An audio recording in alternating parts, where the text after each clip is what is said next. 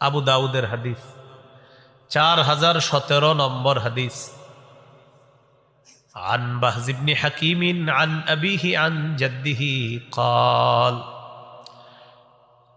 বাহাজ ইবনে হাকিম তার বাবা থেকে তার দাদা থেকে হাদিস বর্ণনা করেছেন। সুবহানাল্লাহ। বাহাজ ইবনে হাকিম তার নাম, তিনি তার পিতা থেকে তার দাদা থেকে হাদিসটা বর্ণনা করছেন। তো তার দাদা বলেন, কুলতু ইয়া রাসূলুল্লাহ আওরাতুনা মা নাতি মিনহা ওয়া মা নাদার।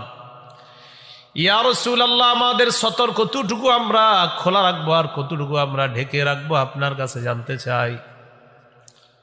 নবীজি বললেন, ইহফাজ আওরাতাকা ইল্লা মিন যাওজাতিক, তুমি তোমার বিবি ছাড়া সবার সামনে তোমার সতর ঢেকে রাখতে হবে, তোমার স্ত্রী ছাড়া তুমি সবার সামনে সতর ঢাকবা।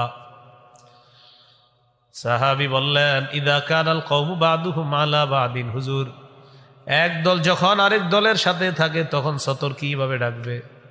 ম্যাচে থাকে অনেক একসাথে ছেলেরা, মেয়েরা হোস্টেলে থাকে একসাথে। তো নবীজি বললেন, ইনিস্তাতাআতা আন লা ইয়ারায়ান্নাহা আহাদুন ফালা ইয়ারায়ান্নাহা, যথাসম্ভব একজন আরেকজনের দিকে তাকাবে না, কেউ কারো লজ্জাস্থানের দিকে তাকাবে না, এক পুরুষ আরেক পুরুষের সতরের দিকে তাকাবে না, এক নারী আরেক নারীর সতরের দিকে তাকাবে না।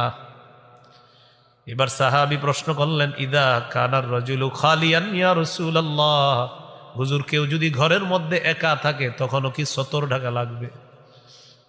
দরজা বন্ধ করে ঘরে একা আছেন, তখন কি করবেন?